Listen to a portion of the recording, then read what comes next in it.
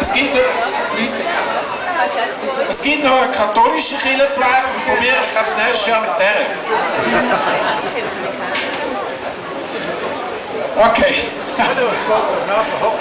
Also für mich ist völlig klar gewesen, der Gemeindepräsident, der Stadtpräsident ist responsabile per tempo, eh? Non è vero?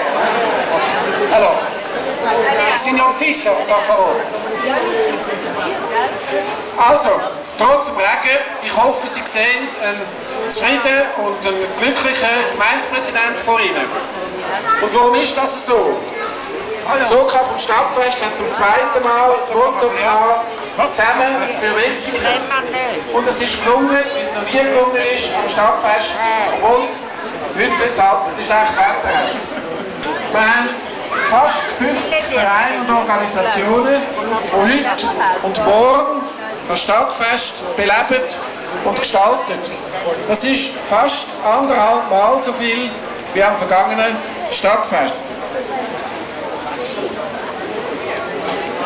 Es gibt ein Rahmenprogramm, das nicht nur den heutigen Tag vollkommen in Anspruch nehmen wird, sondern ein Rahmenprogramm, das Sie auch morgen zwischen 10 und 5 am Abend da oben werden einiges sehen können. Und dann hat es ein paar Attraktionen, die ganz unter dem Motto von «Zusammen für Wetzikon» unser Stadtfest bereichern. Ich möchte Ihnen empfehlen, die offenen Türen vom Sekundarschule Wetzikon im Wendelbach-Schulhaus.